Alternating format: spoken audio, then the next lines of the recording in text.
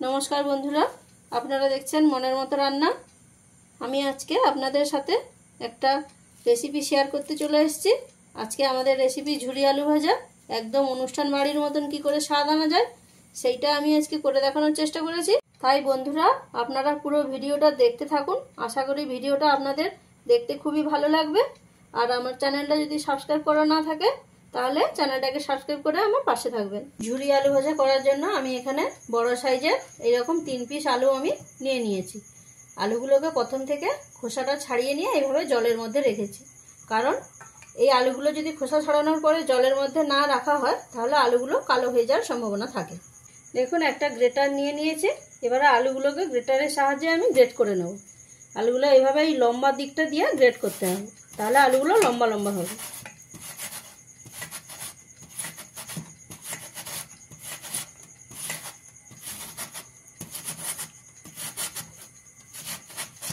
গ্রেটারের সাহায্যে সবকটা আলু আমি এইভাবে গ্রেট করে নিয়েছি।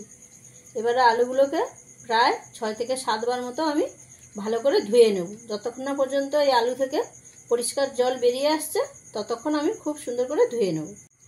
দেখুন বন্ধুরা আলুগুলোকে আমি প্রায় 7 বার মতন জল পাল্টে পাল্টে ধুয়ে নিয়েছি। দেখুন একদম পরিষ্কার জল বেরোচ্ছে এবারে আলুগুলোকে আমি এইভাবে তুলে নিয়ে অন্য পাত্রে রেখে দিচ্ছি। দেখুন বন্ধুরা আলুগুলো তুলে নিয়ে একটা অন্য পাত্রের মধ্যে আমি রেখে দিয়েছি। এবারে এর মধ্যে দিয়ে দেবো জল। এই জলটা কিন্তু নর্মাল জল দিলে হবে না, ফ্রিজের একদম ঠান্ডা জল দিতে হবে। তাই আপনারা যখন আলুটা ভাজবেন এইভাবে ফ্রিজ থেকে ঠান্ডা জল বার করে দিয়ে দেবেন। দেখুন বন্ধুরা ফ্রিজের ঠান্ডা জল আমি দিয়ে নিয়েছি। তা আপনারা এমনভাবে জলটা ব্যবহার করবেন যাতে সমস্ত আলুগুলো জলের মধ্যে ডুবে থাকে। এইভাবে ঠান্ডা জলের মধ্যে আমি আলুগুলোকে প্রায় 15 থেকে 20 মিনিট মতন আমি রেখে দেবো। তাহলে বন্ধুরা ফিরে এলাম আপনাদের কাছে 20 মিনিট পরে। এবারে আমি আলুগুলোকে জল থেকে এইভাবে খুব ভালো করে এইভাবে চিপে চিপে জলটা নিংড়ে নিয়ে রেখে দেবো।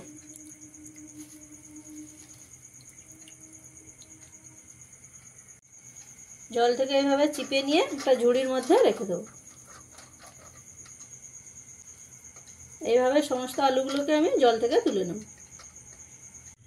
দেখুন বন্ধুরা সমস্ত আলুগুলোকে আমি জল থেকে ভালো করে চিপে নিয়ে এভাবে ঝুড়ির মধ্যে রেখে দিয়েছি।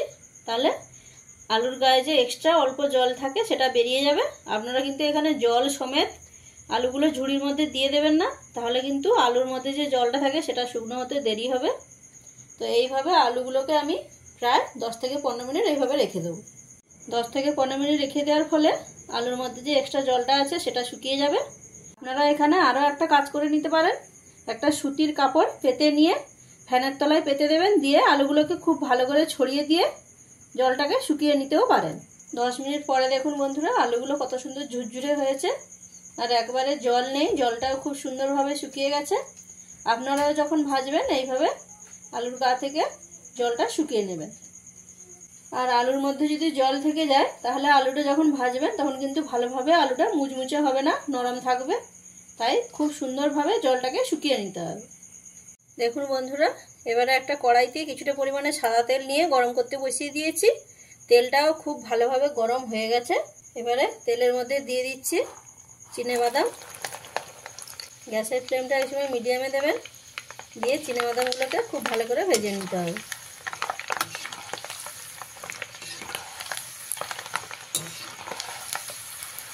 দেখুন বন্ধুরা কিছু সময় চিনেবাদামগুলোকে আমি ভেজে নিয়েছি। এবারে এর মধ্যে দিয়ে দেবো 4 পিস শুকনো লঙ্কা। লঙ্কাটাকেও কিছু সময় আমি ভেজে নেব। দেখুন লঙ্কাটাও সুন্দরভাবে ভাজা হয়ে গেছে। এবারে এর মধ্যে দিয়ে দিচ্ছি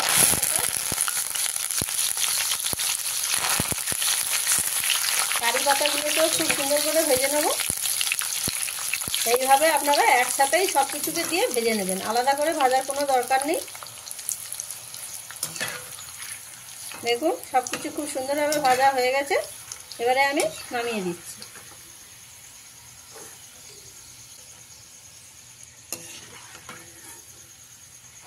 দেখুন বন্ধুরা গ্যাসের ফ্লেমটাকে আবারও হাইতে দিয়ে দিয়েছি, দিয়ে তেলটাকে খুব সুন্দর করে গরম করে নিয়েছি।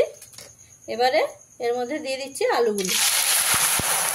এখানে খুব বেশি আলু দেওয়ার দরকার নেই, অল্প অল্প আলু দিয়েই ভেজে নিতে হবে। গ্যাসের ফ্লেমটা এখানে কিন্তু অতি অবশ্যই হাই ফ্লেমে দিতে হবে। লো ফ্লেমে দিলে কিন্তু ভাজা হবে না, নরম থাকবে ভাজা। এইভাবে অনবরত নাড়াচাড়া দিয়ে আলুগুলোকে ভেজে নিতে হবে। আলুগুলো দেওয়ার সাথে সাথে দেখুন কতটা পরিমাণে ফেনা ফেনা হয়ে গেছে, তার মানে আলুগুলো কাঁচাই আছে, বুঝবেন। আর যখনই দেখবেন ফেনাটা কমে গেছে, একদম ফেনা থাকবে না, তখনই বুঝে নিতে হবে আলুগুলো ভাজা হয়ে গেছে।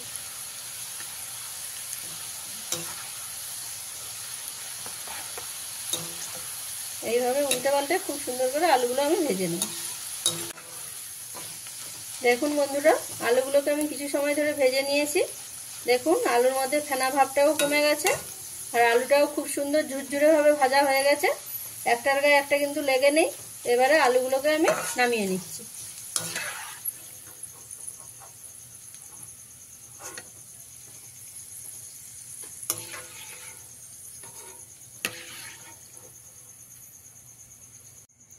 এইভাবে বাকি আলুগুলোও আমি ভেজে নেব।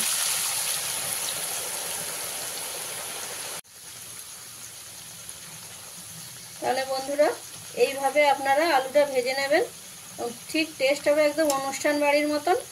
তো বন্ধুরা, আমি যেভাবে ঝুরি আলু ভাজা রেসিপিটা আপনাদের বানিয়ে দেখালাম, আপনাদের অবশ্যই ভালো লাগবে।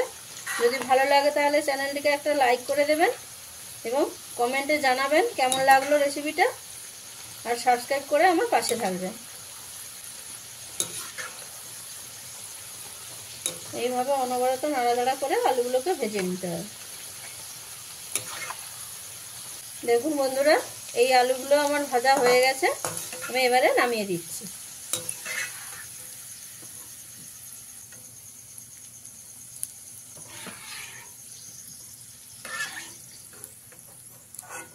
দেখুন বন্ধুরা, সমস্ত আলুগুলো আমি ভেজে নিয়েছি।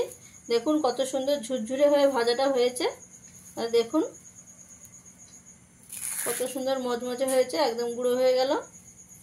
তো এবারে কারি পাতা, বাদাম, শুকনো লঙ্কা সব কিছু এর সাথে আমি মিশিয়ে দেবো।